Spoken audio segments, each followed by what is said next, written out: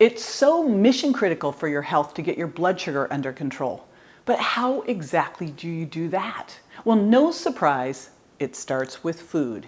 And there's so much you can do when you put food first. So today we're launching a new series on what to eat, when to eat, and why for a whole bunch of different conditions, from gut health to stress and anxiety to making sure your bones are strong. And we're going to start with one of the most important, balancing your blood sugar.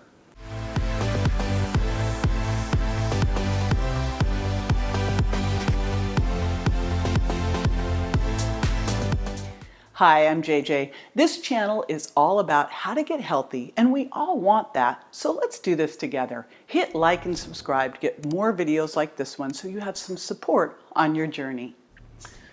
So blood sugar. Getting your blood sugar under control is the single most important thing you can do to get healthy. And it can help you lose weight and keep it off too. So if that's your goal, that usually happens as a bonus. So let's get into what to eat, when to eat, and why to balance your blood sugar.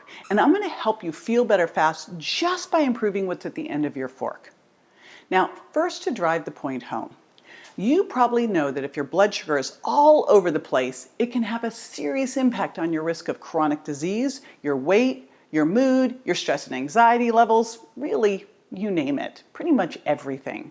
So you have to know what your levels are and connect the dots to what happens to your blood sugar when you eat certain things. Now, if you don't know what a normal level is, normal is having a fasting blood sugar level less than 100 mgs per dl. But normal's not ideal, right? I really like you to be more in the 75 to 85 range. And to get there, you can use a CGM for a month or two to really dial in your blood sugar regulation. And if you just went CGM, what? A continuous glucose monitor. More on that in a minute. So the goal is using what you eat and what you don't to balance your blood sugar. And to balance your blood sugar, you've got to lower your sugar impact. Now, I wrote the Sugar Impact Diet specifically for this. It's a 2-week plan to help you lower the impact of sugar in your diet by moving from high sugar impact foods to lower sugar impact foods by making simple, easy, delicious, healthy swaps. So all these good things happen and you don't feel like you're missing out. Foods are rated based on nutrient density and fiber, the good guys, versus the impact these foods have on your blood sugar and insulin and how much fructose they have. Those would be called the bad guys. And you'll be able to identify which foods to choose and which to lose for the best blood sugar balance. So check out the Sugar Impact Diet if you'd like to get on my program to lower your sugar impact. Now, sugar is sneaky, and food manufacturers use all different names for it on the label. So you really have to be careful. You have to be super aware. When you're eating processed foods, the sugar and refined carbs in them spike your blood sugar. And part of the problem is that a lot of the times they don't have any fiber in them either, and that's what will slow down that sugar surge. So to lower your sugar impact, you not only have to manage your carb intake, you also need to eat more fiber. And you also want to focus on getting enough protein and healthy fats. I mean, they're really key for blood sugar and insulin control. So protein at every meal has got to be a priority. I like to say protein first, and here's why. Protein slows down digestion and prevents blood sugar spikes after you eat, and it helps you feel full. It's critical for satiety. Studies show that a high protein diet improves overall blood sugar control and lowers post-meal blood sugar for people with type 2 diabetes.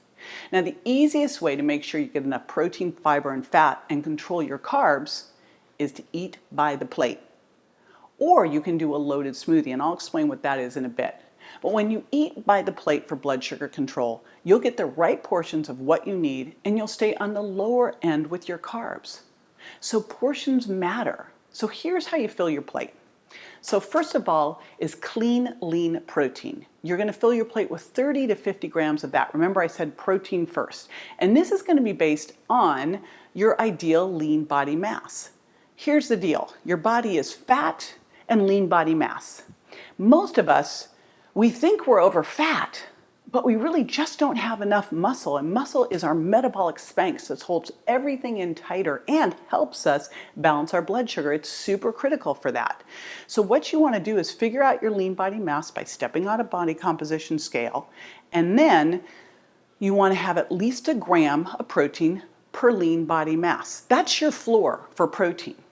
Now, probably you're going to need more like a gram per pound of ideal weight where you want to be, but you might even need a little more than that, like 1.5 grams per pound of ideal weight if you're really trying to build muscle, or if you're healing, or if you're super stressed or recovering from an injury. All right, so that's protein. Number one, and let me give you a little bit more just so you're clear on protein. That can be some of those clean protein powders like my all-in-one shake from Reignite Wellness. That can be grass-fed and finished beef, bison, lamb. It can be pastured pork and chicken, wild seafood. And if you are not intolerant, it can also be pastured eggs. And then of course, there's also the vegetarian options. Remember, those will come with fat and carbohydrates too, so you got to count those in. So if you're switching over to nuts and seeds and lentils and grains, make sure you're counting those in. Next on your plate, after you've put down all the good clean protein, then the next thing that you're going to do is, of course, count from that protein and see how much healthy fat you have. You're going to want 2 to 4 servings of healthy fat in your meal, but most likely you've got some from your clean protein. Let's say that I had a piece of wild salmon. Well, I got a fat serving there. And then let's say I added in a big salad with some great greens, arugula and romaine, and maybe some radicchio. And then I used some olive oil on that and some apple cider vinegar. Well, I got a fat serving there, maybe 2. So quite often those fat servings get taken up in your clean protein and in your vegetables. And you're going to want 2 to 3 servings, maybe 4, of healthy fats. So 2 to 3 if you're an average woman looking to lose some weight. If you're a very athletic, bigger guy, then you can go up to 4 servings. And again, what is a healthy fat? I'm glad you asked. It would be things like nuts and seeds. I especially love chia and flax. It would be the healthier versions of oils, so coconut, avocado, extra virgin olive oil. And then, of course, wild fish, grass-fed and grass-finished beef and lamb. And again, you are what you eat. So make sure that you're getting the clean versions of these, and then you'll get healthy fats from it. Oh, one other one is ghee. All right, you've done that. The next thing that you're going to do is pile on the non-starchy vegetables. Here's the deal. Each day I want you to get at least 5 servings of non-starchy vegetables, and ideally it's 10. 10's the goalpost, and by the way, you can keep running past the goalpost, but you want to get at least 5. So what's a non-starchy vegetable look like? A serving of that is either a cup, half a cup cooked, or a cup raw. So these are things you know. It's Brussels sprouts, broccoli, cauliflower, peppers, onions, all the different deep green leafies. Okay, so there's that. Now here's what's important. You got to start with the protein. I want you to get the 5 to 10 servings of non-starchy vegetables. You then add in fat where it's left, like if you used a little bit of ghee on your broccoli, there's a fat serving. If you threw some nuts into your salad, there's a fat serving. Okay, so fat servings are 2 to 3, up to 4 if you're very athletic, a bigger guy. Then we've got slow, low carbs. Slow, low carbs are things like my lower sugar impact fruits. They can be quinoa, so gluten-free grains and grasses, wild rice, winter squashes, root vegetables. Basically for that, it's a cup of fruit is a serving, and I say 1 to 2 servings of fruit a day max. If you've got really elevated triglycerides, I'm going to tell you to cut it out for a while. And then you get a half a cup a serving of the different tubers and grains and legumes, and you get 3/4 of a cup of some of the winter squashes. Up to 4 servings. I put 0 to 2 servings at a meal. Now, if you've had 2 servings of fruit, you've got up to 4 servings of the other. So when you really look at it, you've got 0 to 2 servings of the slow, low carbs at each meal. I find for most people we're better having 1 to 2 at night and really keeping it down to 0 to 1 throughout the day. It's better for blood sugar balance. If you're looking to lose weight, that's where you're going to be playing around with and really dropping those carbs lower and focusing the majority of them in your non-starchy vegetables. And then a little bit, again, you can do a little bit of fruit, 1 to 2 servings, that's a cup. And then the rest would be those other slow, low carbs. So that is the plate. And eating by the plate gives you the right amount of protein. Remember, we went protein first. Then it's going to give you the fiber and the healthy fats. And why is that important? When you eat that way, that fat, fiber, protein trifecta. It is going to keep you feeling satisfied. It helps you feel full. It allows you to go 4 to 6 hours between meals. It helps you access stored body fat for fuel because your blood sugar is not spiking and your insulin's able to return to resting levels faster. So all of a sudden you get off that merry-go-round of spikes and crashes and that feeling that you're always hungry. It's like you just ate and you're hungry. That's because you didn't eat by the plate. Now, you have to put the right foods on your plate, of course. So to eat to balance your blood sugar and lower your sugar impact, you're going to swap foods that are hurting you for foods that can heal you. And here are a few examples of what I mean. Now, let me give you a few examples of some high sugar impact foods, and I'll show you how easy it is to go to a low sugar impact food. So let's take a raisin. You can easily take a raisin, that's a high sugar impact food, swap it for a blueberry. That is a low sugar impact food. Probably tastes even better, right? Easy peasy. You could take some pasta, that's a high sugar impact food. You could switch it out for some butternut or some spaghetti squash noodles, or you can make noodles out of butternut squash. That's a low sugar impact food. You can take a regular corn tortilla, switch it out for a coconut tortilla. See how easy these things are? And here's what's important. I'm not saying, hey, take a burger and swap it out for some sprouts. No, I'm giving you the similar food, just a healthier version of that that's lower sugar impact and helps you heal. Now, how about for grains? What if you're doing, say, white flour or something, like a white flour tortilla, and you switched it over to more of a cassava tortilla and you put some legumes in there? Or if you're doing, say, white rice and you switched it over to quinoa. So some easy ways. White rice to quinoa is a great example of how we're going to get more protein and more fiber with an easy swap like that. Now here's one more, and this is one that makes me nutso. Can I just rant a bit on the fruit on the bottom yogurts? Because those fruit on the bottom yogurts that they'll say no sugar added, that is such a blatant lie. You know what they do? They put, and look on the label and look at what it says for sugar and for carbohydrates. What happened was they sweetened fruit with apple juice concentrate. And then they can say no sugar added, but apple juice concentrate actually has more fructose than a soda, right? Apple juice has more fructose than a soda. So beware of those fruit on the bottom. By the way, they're more expensive anyway. All you do is you get yourself some great plain almond Greek style yogurt. I'm digging Kite Hill. And then I actually stir in some of my all-in-one protein powder. I love stirring in the vanilla. So now I've got this vanilla higher protein Greek yogurt, and then put berries on top and maybe put a couple nuts on top too. So see how easy that is? That was a simple swap. There you go. I hope you're salivating. And speaking of that last swap, swap out anything that says no fat or low fat, because I can guarantee you that those foods you're eating have way more sugar than you think. When it's low fat, pretty much it's code for high sugar. I mean, that fat-free raspberry vinaigrette that you just poured on your salad thinking that you were doing good, that just turned your salad into a sundae. Now, if you need a little supplemental support, I highly recommend vitamin D3. Now, vitamin D3, you want to take it with K1 and 2. It is super critical. Most of us are deficient in it. I rarely see someone who's actually where they need to be on a vitamin D test, 25 hydroxy vitamin D test. You want to be between 50 and 80 mgs per ml, and I rarely ever see someone there. There's so many reasons vitamin D is important, but for this area, blood sugar control, it's super key critical because it helps with insulin sensitivity. Now, the other one I love, and my new supplement I'm obsessed with, is berberine. Berberine has been shown to lower blood sugar levels in people who have type 2 diabetes. And then, of course, fish oil is super duper important. Omega-3 fish oil supplementation can help your insulin receptors hear insulin better. So it helps improve insulin sensitivity. It also, of course, helps lower inflammation. All right, we said it was the what, and then we said we'd talk when. So what about the when? What does meal timing look like when you're trying to balance your blood sugar? Well, one of the best tools ever for this is something I'm sure you've heard. It's intermittent fasting. It's amazing for controlling your blood sugar. And the reason is that it creates a food gap. It gives your body a break from digesting. Because every time you eat, think about it, You eat, what happens? Your body's blood sugar comes up and your body raises insulin.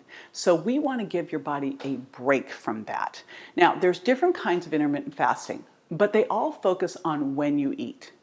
So they limit meals to specific windows of time. Now, here's the first step. Because you're eating by the plate, this will now be easy. The first thing you want to do is go 12 to 14 hours between meals with no snacking. So when I have people eat by the plate, the first thing I say is, all right, eat by the plate, cut the snacks out. What are you doing in between snacking? You're drinking. This is ice green tea. So you're drinking water, sparkling water, coffee, ice cream tea, tea in between meals. So first thing is no snacking. Next, stop eating at least 3 hours before bed. 4 is better. No, don't go to bed early or late. Do not do that. So that's another thing we're doing. Then push your breakfast a little bit later. So let's think about it. You ate dinner at 7, you went to bed at 10, you woke up at 6, you ate breakfast at 7, that's a 12-hour. You ate breakfast at 9, that's 14-hour overnight fast. Then maybe you push breakfast to brunch at 10 and maybe you dropped your dinner to 6. All of a sudden, you've got a 16-hour fast. See how easy this is to do? But remember, when you're fasting, you're not eating. You're fasting, which means you can have water, you can have black tea, you can have sparkling water, but you can't have like fruit juice squeezed in your water, that kind of stuff. That's not fasting. So in that 12 to 14 to 16-hour overnight fast, we're not eating, but we can be having fluids. In fact, you want to be. Now, when it's time to break your fast, and whether it's morning, midday, I want you to do it with a loaded smoothie. I am a huge fan of loaded smoothies, and here's why. Quite often I see that people, when they break their fast, breakfast, they have dessert. So they're breaking their fast, they're sitting down, they're having a muffin and a latte. Well, put a muffin and a cupcake side by side. Take the frosting off the cupcake. What do you have? Lo and behold, it's a muffin. So just think of that muffin as a cupcake without the icing. It's loaded with sugar. It's high sugar impact. And then you have that latte. Maybe you had the skinny latte because you're being good, but you had the non-fat milk. Remember what we said about non-fat? More sugar. So you just started the day, whenever you started the day, with a big sugar hit. And that activates the second meal phenomenon. And now you're on a roller coaster all day long where you're going to be hungry even though you just ate. So please, let's not have that. So we're going to do a loaded smoothie instead, which means you're going to use my Reignite Wellness All-in-One Protein Powder to start. So you get a good hit of clean protein, whether it's plant-based or paleo. Then you add in an unsweetened nut milks for some healthy fats. Then you're going to throw in some fiber too. And I love avocado or some seeds. So I get both fiber and fat. And then you might throw in a little bit of non-starchy vegetables, a little bit of fruit.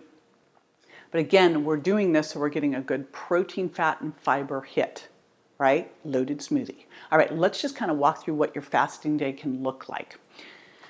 All right, you get up in the morning, you do a meditation, you do a little fasted workout. I'm talking, this is my ideal. This is my dream for you. You do a little fasted workout. You had some black coffee before that, so you're really burning fat.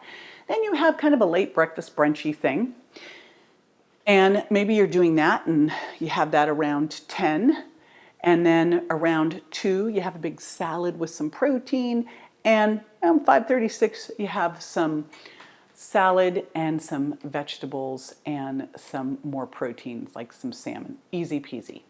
Let's say if you wake up at 7 and you're on a 12-hour fast, you could have water, coffee, or tea in the morning, then eat breakfast at 8, lunch at 1:30, and dinner at 7.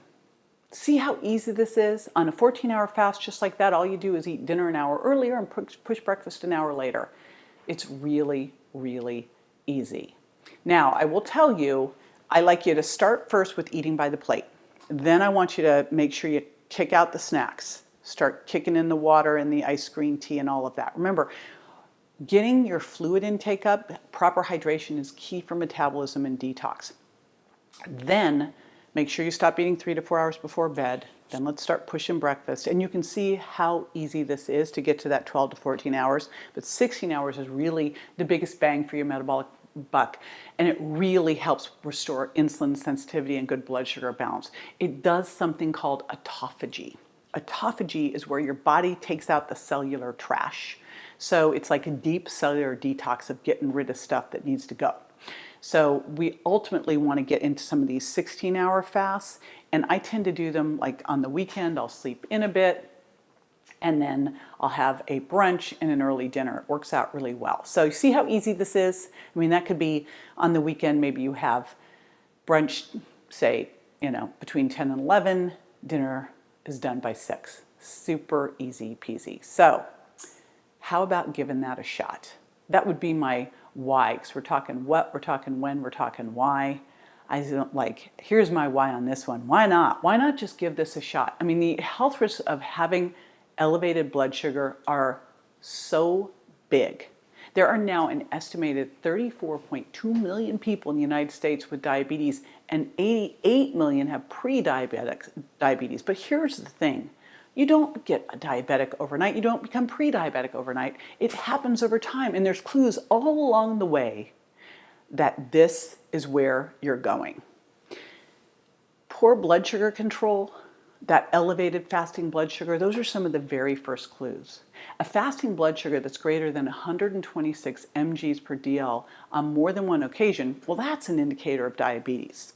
And then another clue is your triglyceride to HDL ratio. Now, a raised triglyceride to HDL ratio is one of the markers for insulin resistance. And if you're insulin resistant, you will become diabetic over time. So if your triglyceride to HDL ratio is greater than 3.75, you're likely at least pre-diabetic. So check your lab work and do that math, okay? Now, when your blood sugar is constantly up, it leads to insulin resistance because you have to crank out insulin nonstop to deal with that steady stream of blood sugar. Insulin is trying to pull all that sugar out of your blood, but eventually your cells are like, we are full. They have all they can handle, and then their insulin receptors start to reject the message from insulin. So then your body pumps out more and more and more insulin to try to, hey, get their attention. Now eventually, and no surprise, you become diabetic because your pancreas can no longer pump out those high levels of insulin. But prior to becoming a full-blown diabetic, your body sends you clues all along the way so you have a chance to fix it. Here they are. If you have belly fat, if you're constantly hangry and have cravings for carbs and sugar, or if you're tired or irritable, these are just a few of those clues. So balancing your blood sugar through what you eat and when is critical. But you'll also want to manage your stress, because when your stress hormones are elevated, they shoot your blood sugar up too. So get regular exercise and incorporate some other stress relievers like meditation or other soothing things you like to do, like maybe petting your new puppy. Okay, thanks for joining me. I've done this a long time and literally helped hundreds of thousands of people get healthy with these strategies. But I got to tell you, it's what I love, and it's always a privilege. Be sure to check out my website at jjvirgin.com if you'd like more content like this, and like and subscribe here so you can always get the latest and greatest info on ways to live your healthiest life. Hope to see you next time for my next video in this series. We'll be talking about what to eat, when to eat, and why for bone health. See you there.